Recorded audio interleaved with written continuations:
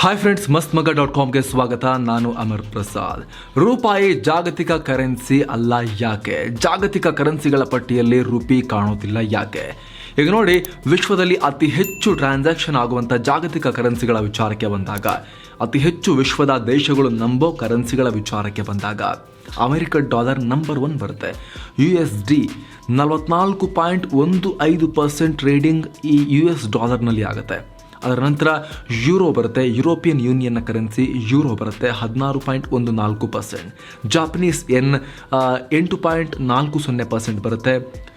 Pound sterling 6.40%. Australian dollar 3.28%. Canadian dollar 2.52%.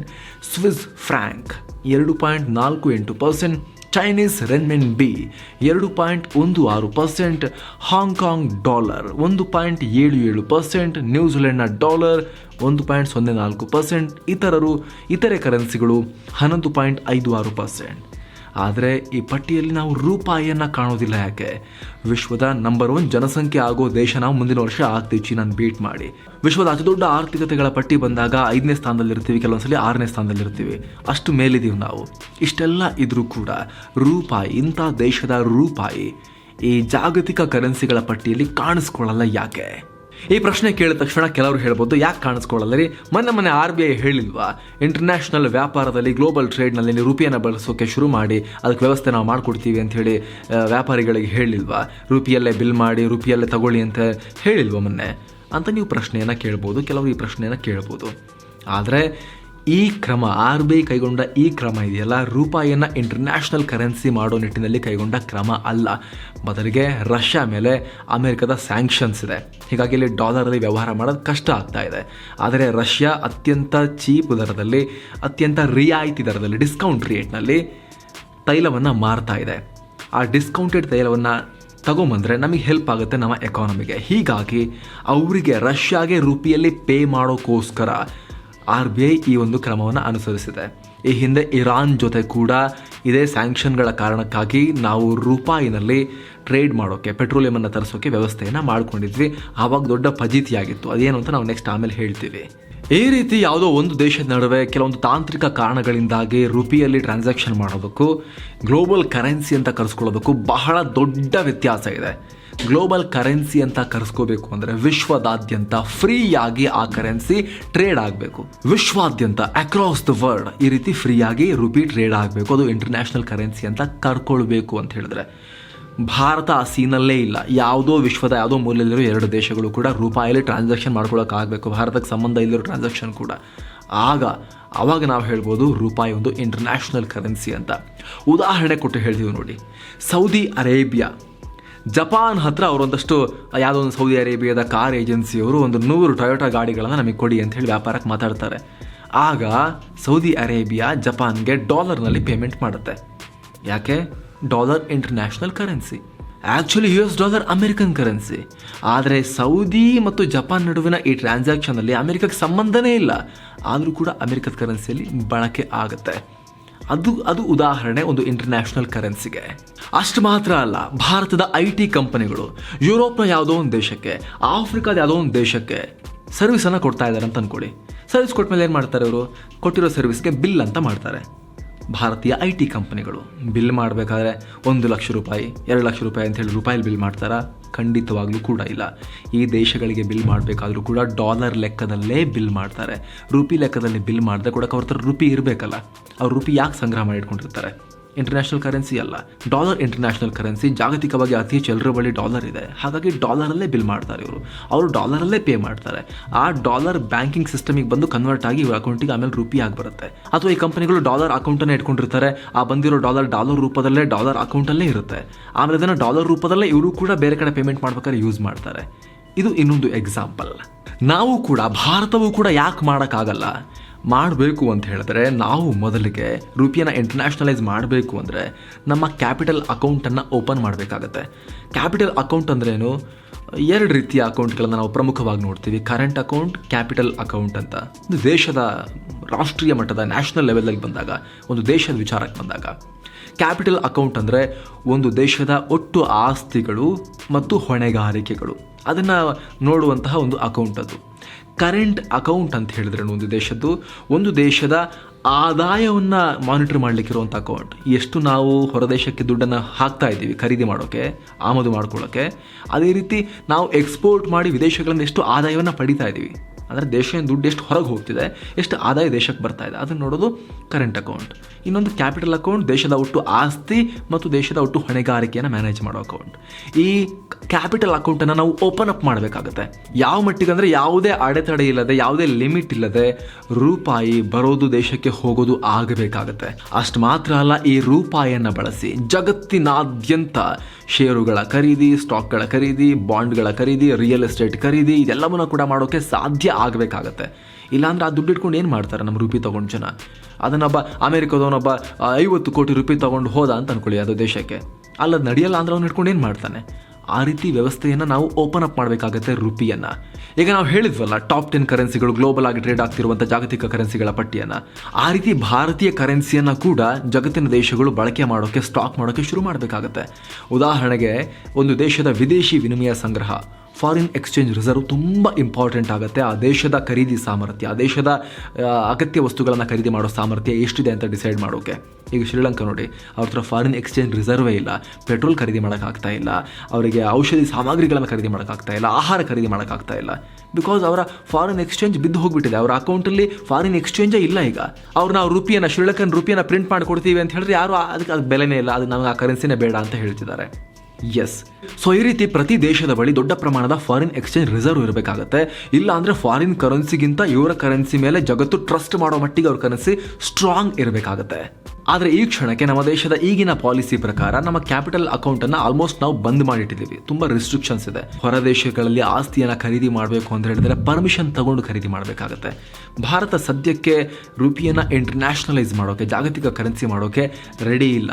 ಮಾನಸಿಕವಾಗೂ ready ಇಲ್ಲ ನಮ್ಮ ದೇಶ, ಅಥವಾ ತಾಂತ್ರಿಕವಾಗೂ ಕೂಡ ಏನೆಲ್ಲ ಅಗತ್ಯ ಇದೆ ಅದ್ಯಾವುದು ಕೂಡ ನಮ್ಮಲ್ಲಿ ರೆಡಿ ಇಲ್ಲ. ಅತಿ ಹತ್ತಿರದ ಭವಿಷ್ಯದಲ್ಲೂ ಕೂಡ ಅದಾಗುತ್ತಾ? ಸದ್ಯಕ್ಕೆ ಉತ್ತರ ನೋ ಅಂತಾನೆ ಕಾಣಿಸ್ತಾ ಇದೆ. ಹಾಗಾದರೆ ಒಂದು ಇಂಟರ್ನ್ಯಾಷನಲ್ ಕರೆನ್ಸಿ ಆಗಬೇಕು ಅಂದರೆ, ಒಂದು ದೇಶದ ಕರೆನ್ಸಿ ಏನೆಲ್ಲ ಅವಶ್ಯಕತೆ ಇದೆ, ಅದಕ್ಕೆ ಏನೆಲ್ಲ ಅರ್ಹತೆಗಳಿರಬೇಕು, ಏನೆಲ್ಲ ಅಂಶಗಳು ಪ್ರಮುಖ ಆಗುತ್ತೆ ಅಲ್ಲಿ? ಎಲ್ಲಕ್ಕಿಂತ ಮುಖ್ಯ ಏನು ಗೊತ್ತಾ? ಆ ಕರೆನ್ಸಿ ಮೇಲೆ ಟ್ರಸ್ಟ್ ಇರಬೇಕು, ತುಂಬ ಟ್ರಸ್ಟ್ ಇರಬೇಕು. ಈಗ ಅಮೆರಿಕನ್ ಡಾಲರಲ್ಲಿ ಪೇಮೆಂಟ್ ತೊಗೊಂಡ್ರೆ ಆ ಡಾಲರ್ ಹಿಡ್ಕೊಂಡು ನಾನು ಜಗತ್ತಿನ ಯಾವುದೇ ಮೂಲೆಯಲ್ಲಿ ಹೋಗಬೇಕಾದ್ರೂ ಗೂಡ್ಸನ್ನು ಖರೀದಿ ಮಾಡ್ಬೋದು. ಪರ್ಚೇಸಿಂಗ್ ಪವರ್ ಆ ಡಾಲರ್ಗಿದೆ ಅನ್ನೋ ಒಂದು ಕ್ಲಾರಿಟಿ ಇರುತ್ತೆ. ಜೊತೆಗೆ ಚೀನಾ ಸೇರಿದಂತೆ ಎಲ್ಲ ದೇಶಗಳು ಕೂಡ ಡಾಲರ್ನ ಸಂಗ್ರಹ ಮಾಡಿ ಇಟ್ಕೊಳ್ಳೋಕೆ ಬಯಸ್ತವೆ. ಯಾಕೆ ಅಂತ ಹೇಳಿದ್ರೆ, ಆ ಡಾಲರ್ನ ಸಂಗ್ರಹ ಮಾಡಿಟ್ಟಾಗ ನಾವು ಎಲ್ಲಿಗೆ ಬೇಕಾದರೂ ಹೋಗಿ ಏನಾದ್ರು ಪರ್ಚೇಸ್ ಮಾಡ್ಬೋದು. ಅಮೆರಿಕ ಬಳಿನೇ ಹೋಗಿ, ನೋಡ್ರಪ್ಪ ನೀವೆಲ್ಲ ಇಶ್ಯೂ ಮಾಡಿದ್ದು ಡಾಲರ್ನ, ನೋಡಿ ನನ್ನ ಹತ್ರ ಎಷ್ಟು ಡಾಲರ್ ಇದೆ, ಅದು ತಕ್ಕಂಥ ವಸ್ತುಗಳನ್ನು ನೀವು ಕೊಡಿ ಅಂದರೆ ಅಮೆರಿಕದ ಹತ್ರ ಆ ತಾಕತ್ತಿದೆ ಕೊಡೋಕೆ. ಅವ್ರು ಸುಮ್ಮನೆ ಡಾಲರನ್ನು ಪ್ರಿಂಟ್ ಮಾಡ್ತಾ ಹೋಗಿಲ್ಲ. ಆ ಡಾಲರ್ಗೆ ತಕ್ಕಂತೆ ವ್ಯಾಲ್ಯೂ ಕೊಡಿ ಅಂದರೆ ಕೊಡೋಕೆ ಅಮೆರಿಕದ ಹತ್ರ ಸಾಕಷ್ಟು ಸರಕು ಇದೆ, ಅವ್ರ ಹತ್ರ ಅಷ್ಟು ಸಾಮರ್ಥ್ಯ ಇದೆ ಅಂತ ಅರ್ಥ. ಆ ಮಟ್ಟಿಗಿನ ಟ್ರಸ್ಟ್ ಒಂದು ಕರೆನ್ಸಿ ಮೇಲೆ ಬಿಲ್ಡ್ ಆಗಬೇಕಾಗತ್ತೆ.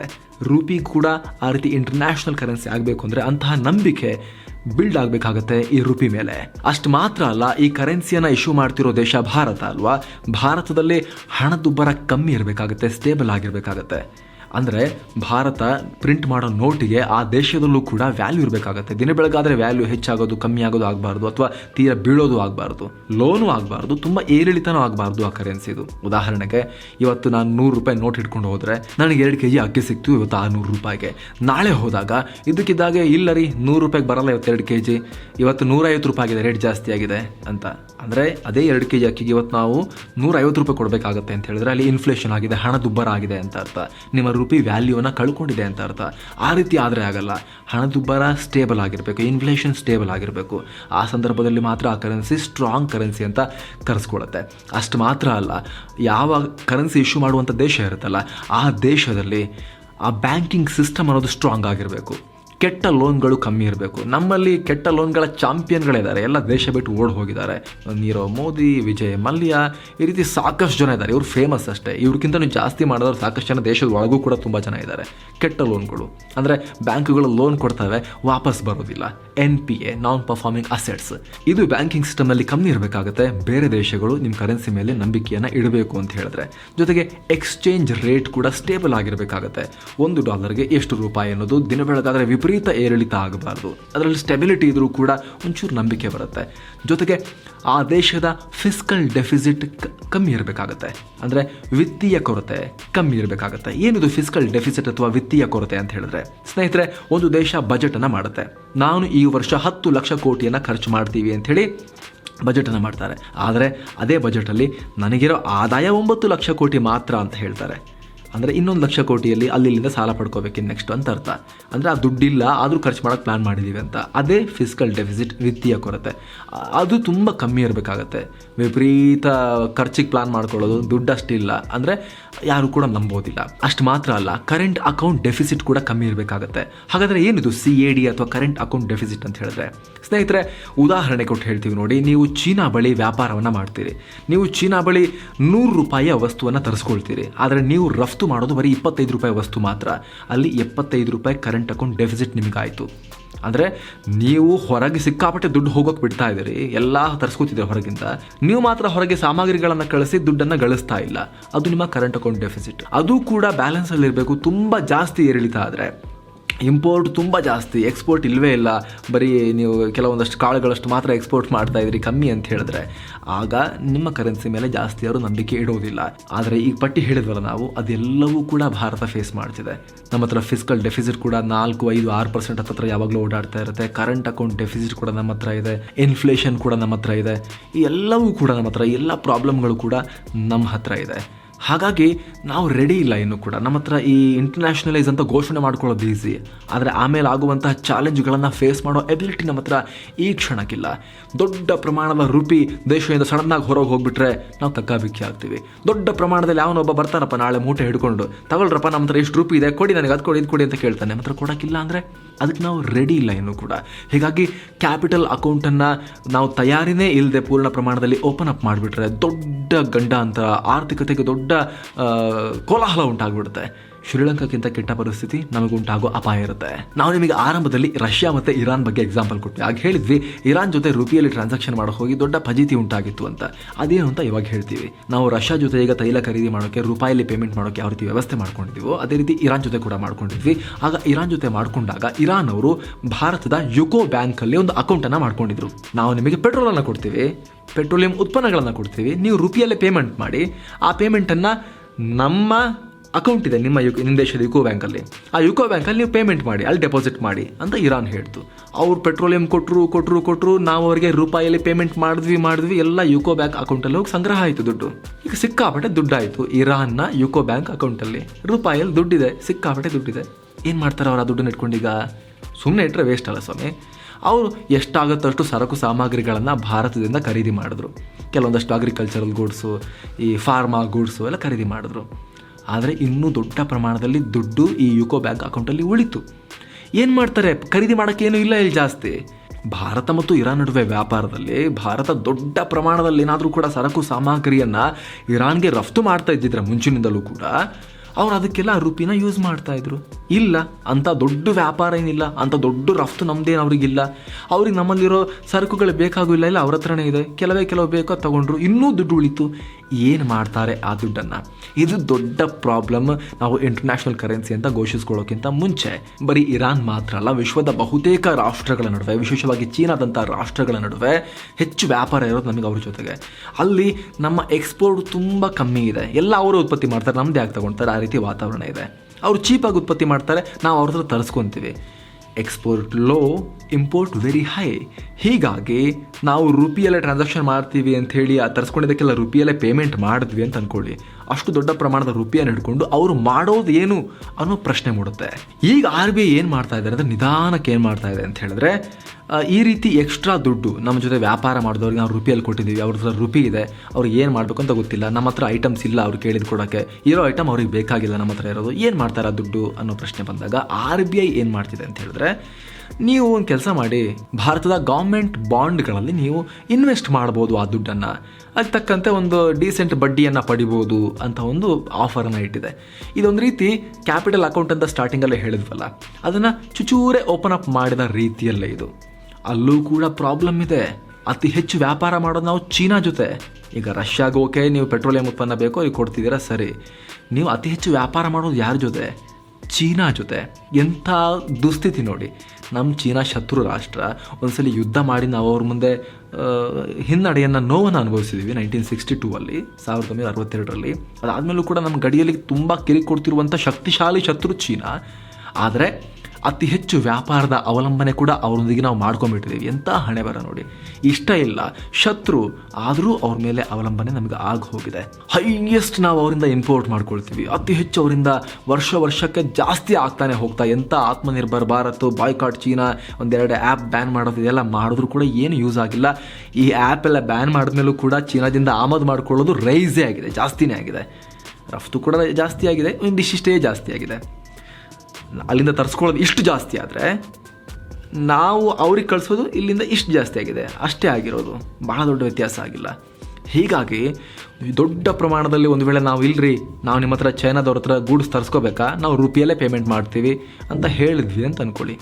ಅವರು ಒಂದು ವೇಳೆ ಒಪ್ಪಿದ್ರು ಅಂತ ಅಂದ್ಕೊಳ್ಳಿ ತಗೊಳ್ಳೋಕ್ಕೆ ರೂಪಿಯಲ್ಲಿ. ದೊಡ್ಡ ಪ್ರಮಾಣದ ರೂಪಿ ಚೀನಾ ಕೈಗೆ ಹೋಗುತ್ತೆ. ಅದನ್ನು ಹಿಡ್ಕೊಂಡು ಅವ್ರು ಏನು ಮಾಡ್ತಾರೆ ದುಡ್ಡನ್ನು, ಆ ರೂಪಿಯನ್ನು ಹಿಡ್ಕೊಂಡು. ಓಕೆ, ರಷ್ಯಾದವ್ರಿಗೆ ಬಿಟ್ಟ ಹಾಗೆ ನಾವು ಬಾಂಡ್ಸಲ್ಲಿ ಇನ್ವೆಸ್ಟ್ ಮಾಡಿ ಅಂತ ಹೇಳಿ ಓಪನ್ ಅಪ್ ಮಾಡಿಬಿಟ್ರೆ, ಭಾರತದ ಈ ನ್ಯಾಷನಲ್ ಹೈವೇ ಅಥಾರಿಟಿಯಲ್ಲಿ ಇನ್ವೆಸ್ಟ್ ಮಾಡಿಬಿಟ್ರೆ ಚೀನಾದವರು, ಬುಲೆಟ್ ಟ್ರೈನ್ಗಳಲ್ಲಿ ಇನ್ವೆಸ್ಟ್ ಮಾಡಿಬಿಟ್ರೆ, ಸರ್ಕಾರದ ಎಲ್ಲ ಬಾಂಡ್ಗಳನ್ನು ಅವರೇ ಖರೀದಿ ಮಾಡಿಬಿಟ್ಟು ನಮ್ಮ ಎಕಾನಮಿ ಮೇಲೆ ಅವ್ರು ಕಂಟ್ರೋಲ್ ಸಾಧಿಸ್ಬಿಟ್ರೆ ಅದರ ಕತೆ ಏನು? ಹಾಗಾದರೆ ಅದಕ್ಕೂ ನಾವು ರೆಡಿ ಇಲ್ಲ.